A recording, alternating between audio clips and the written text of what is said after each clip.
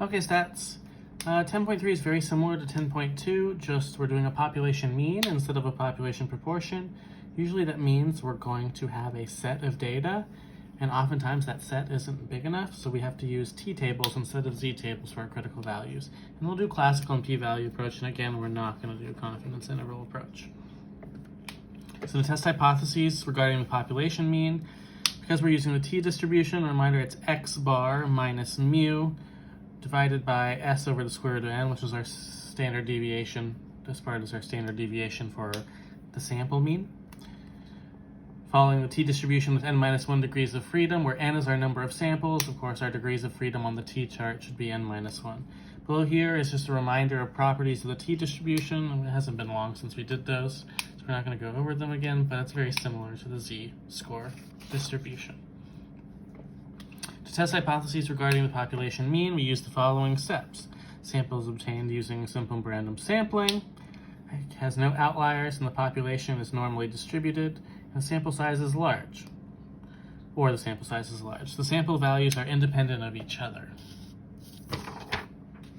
So not that far apart from our 10.2, there's just going to be one slight change. Instead of finding a z-score, we'll usually find a t-score.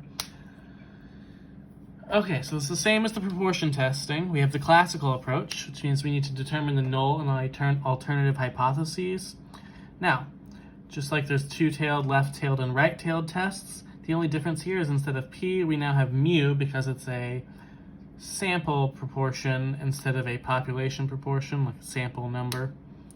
So we're going to be using mu instead of, because it's an actual value, instead of a proportion p.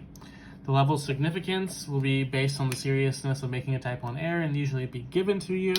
We'll still compute the test statistic. It'll be just slightly different. It's the same idea. R value minus the mean, which is our null hypothesis, divided by the standard deviation. It's just we're going to be using a t-score instead. And then we'll use our t-score table to determine the critical value, and we'll compare the critical values, and then we eventually state the conclusion, whether we reject or do not reject the null hypothesis. So before we do any of this, let's remind ourselves how to read the t-chart. Remember, the chart is different from the z-table. We're not taking a z-score on the left and top and finding something. On the left is our degrees of freedom. On the top is our area to the right of the critical value. And then where they cross is our t-score. So for a right-tailed test with 15 degrees of freedom, find the critical t-value given the level of significance as alpha is 0.05. So we're looking for the t-score where across the top it's 0.05. And on the left side it's 15 degrees of freedom. So where do 15 degrees of freedom and 0.05 meet? If you look across, they meet at, it looks like 1.753. So 1.753 is our t-score. Now, how does that compare to a left-tailed test with 15 degrees of freedom? Finding the critical t-value given the level of significance of alpha is 0.05. So it's the same thing, but instead of the right side, we're looking at the left side. Now, because just like the z-table, the t-table is symmetric, if you're looking for 0.05 on the left, it's really just going to be the negative of the thing that has 0.05 on the right. So you'll take the negative of number 1. So it's negative 1.753 is your critical value. For a two-tailed test, instead of all of your eggs being in one basket or the other, you take that 0.05 or 5% and you're splitting it between two groups, 0.025. So the critical t-value is going to be where we find 0.025 across the top on the positive side, and then the negative of that on the negative side. If you look across, it looks like it's at 2.131, so that's this one. That means this one is negative 2.131. So if it's on the outsides of either one of those, then it would be in the critical region. Now let's do an actual test with the classical approach. Assume the resting metabolic rate of healthy males in complete silence is 5,710 kilojoules a day. Researchers measured the RMR of 45 healthy males who were listening to calm classical music and found their mean RMR to be 5708.07 with standard deviation of 992.05. At the alpha is 0.05 significance level, is there evidence to conclude that the calm classical music changes the resting metabolic rate of the males? So, since it's asked that it's different, remember that is a equal to, not equal to. So first step is mu is 5,710. And our alternative hypothesis is mu is not equal to 5,710. We know our significance level is 0.05.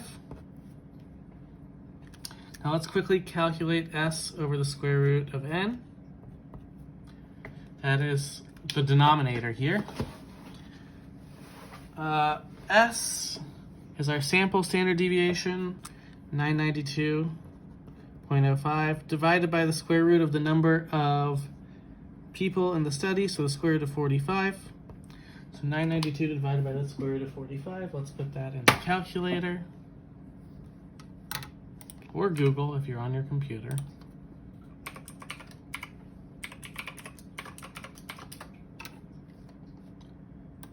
And we get, it's like 147.89. So that's our denominator. So that my t-score is x bar, which is our sample value, so 5708.07, minus our expected value, 5710, divided by that 147.89, which is approximately negative 0.013. Okay, so critical values. Since we don't have the degrees of freedom, 45 people in the sample, that means 44 degrees of freedom. But you'll notice on the chart, there isn't a 44 degrees of freedom. It starts jumping. The closest to 44 is 40, so we can just use that. And we're looking for the 0.05 significance level, but it's split between two sides. So it's 0.025 on each side. So when we do 40 degrees of freedom and 0.025 across the top, we notice that our critical value is 2.021, which is our right value, and negative 2.021 is our left value. So if it's less than negative 2.021 or greater than positive 2.021, then that would be an unusual result. However, negative 0.013 is smack dab in the middle, which means we do not reject H naught because, I mean, their resting metabolic rate barely changed in the classical music, certainly not as much as the standard deviation would imply. So if we don't reject H naught because it's not in either of the shaded regions, and because 0.01 is not bigger than 2 or less than negative 2, then there is not sufficient evidence to conclude that the mean resting metabolic rate of males listening to calm classical music is different than 5,710 kilojoules per day. And we will do the p-value approach in the next video.